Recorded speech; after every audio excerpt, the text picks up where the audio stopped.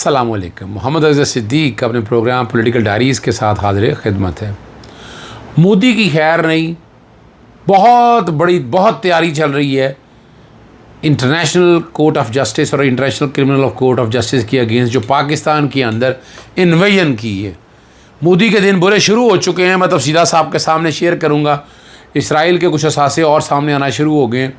इमरान खान साहब की मुलाकातों का दिन है, लेकिन नज़र नहीं आता कि मुलाकात हो सके। तोशाखाना और जुल्म साथ साथ चल रहे हैं। वज़ीर आला पंजाब और टैक्स का निज़ाम। सबसे पहले इसराइल का एक और असासा ज़ाहिर हो गया। ये कह रहे हैं, मोहतरम जनाब मंजीरियन मिर्ज़ा यूट्यूब वाले हैं, उनका कहना है कि इसराइल ने ईरान की एक रात में ही कमर तोड़ दी, उन पर कामयाब अटैक्स किए। जवाबी कार्रवाई में ईरान इसराइल का कोई खातर खा नुकसान नहीं कर सका। ख्वाह अमरीका ही शामिल हों, उन्हें मुतालबा तस्लीम कर लेने चाहिए। अब पता नहीं ये किस कैपेसिटी में ये बात कर रहे हैं। ना तो ये कोई दिफाई तजियाकार है, ना इन्हें कोई तजर्बा है, ना इन्हें को अलग पे आती है। इन्हें आता क्या है? यानी हर वक्त आप अपने आप को बढ़ा चढ़ा के इस तरह बयान करके यानी मिलेगा क्या इंजीनियर साहब आपको? कम से कम खुदारा यार, लोगों की उम्मीदें और इस तरह मत तोड़ें। आप क्यों डराते फिर एक छोटे से मुल्क के साथ? क्यों नहीं कहते कि मुसलमान इकट्ठे हों और आकर लड़े इसके साथ, ईरान के साथ खड़े हों? आप ये तरकीब क्यों नहीं देती हैं इंजीनियर साहब? साहब का लफ्ज़ भी आपके लिए कहना चाहिए, ये भी मैं सब सोचना पड़ेगा आपको।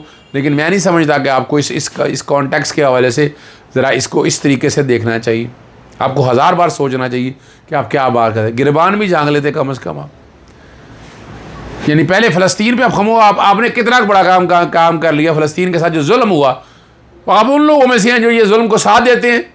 अभी भी आपको यानी क्या ईरान ने कहा था, अगर ईरान ने पहल की थी, पहल तो इसराइल ने की थी।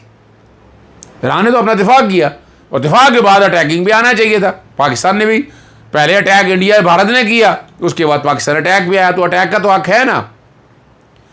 यानी वो अटैक करे और चुप करके आप मुंह करके बैठ जाएं आप, ताकि वो बाकी मुसलमान ममालिक की तरह। आपने शायद वो नहीं बयान पढ़ा नेतन्याहू का, जिसमें वो कह रहे हैं कि ईरान के बाद पाकिस्तान की बारी है। हज़ार बार सोचें आप। खुदा डोंट डू दिस। पाकिस्तानी बने, मुहब्बे वतन बने।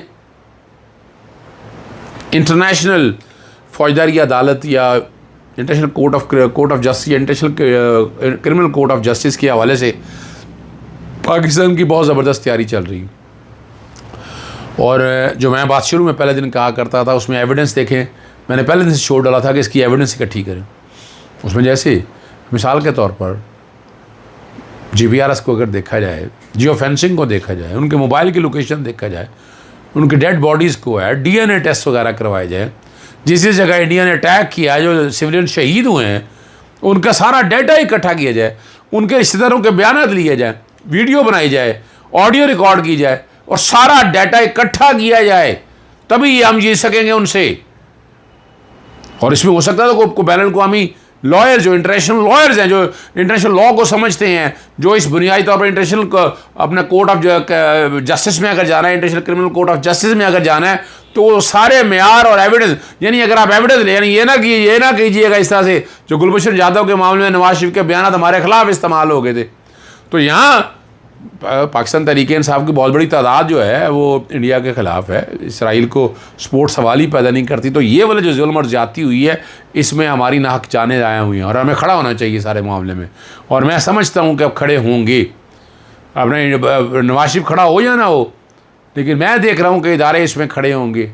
ये इज़्ज़त और बेइज्जती का मामला है और इस पर सवाल ही पैदा नहीं होता कि किसी को फ़ायदा दिया जाए, किसी को बचत दी जाए, कोई एडवांटेज ले जाए, कोई फ़ायदा ले जाए। फ़ायदे लेने वाले लोगों को साथ ये नहीं हो सकता है।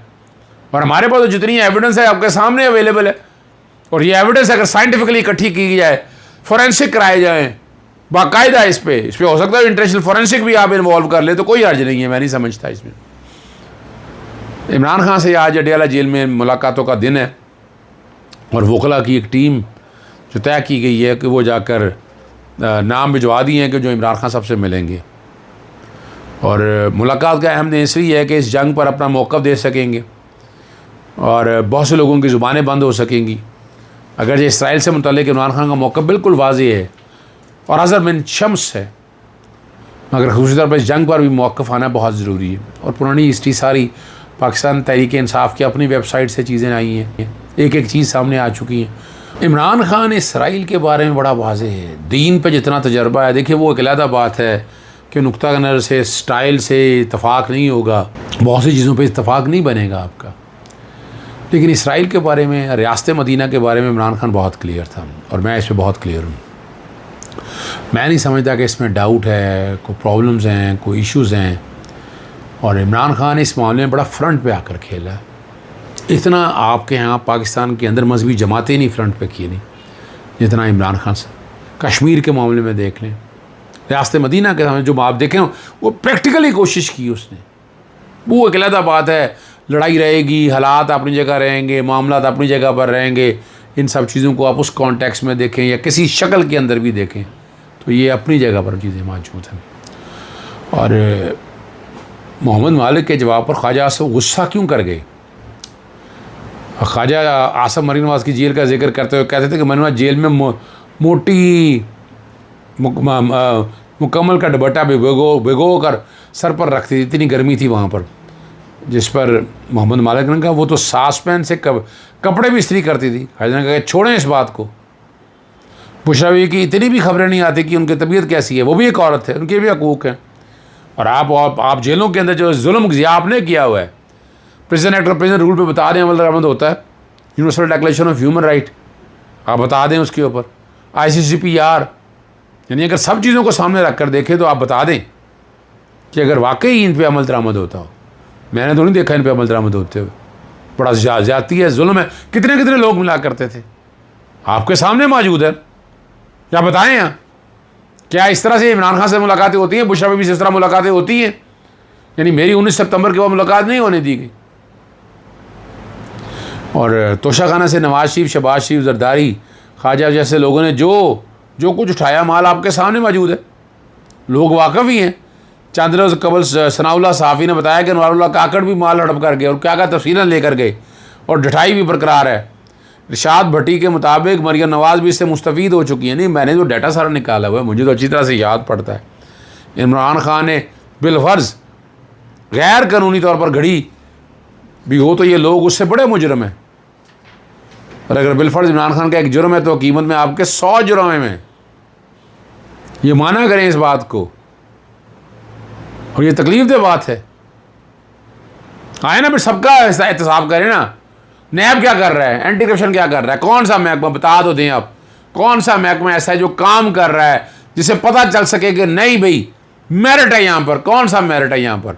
ना नैब, ना एंटी करप्शन, ना पुलिस, ना FIA, एक तरह एक ऐसी अजीब व गरीब सी स्टेट बन चुकी हुई है ये। सदर लाहौर चैम्बर ऑफ कॉमर्स दोस्त है इंडस्ट्री मियाँ अबूजर शाद ने कहा है कि सोलर में 80 अरब की ओवर इन्वाइसिंग होती हुई है। पंजाब का बड़ा बैलेंस आ रहा है। 1 किलो दूध पाकिस्तान में फिर भी खालिश नहीं मिलता, प्लास्टिक और यूरिया मिला हुआ दूध मिलता है।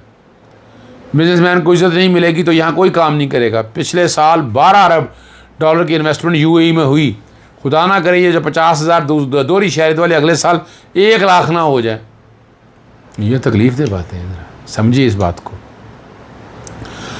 मरियम सफदर ने मीडिया से गुफ्तगू करते हुए मुझे बड़ी खुशी हुई, अल्लाह के फजल से कोई नया टैक्स नहीं लगाया। दूसरा साल है पंजाब ने नया टैक्स नहीं लगाया।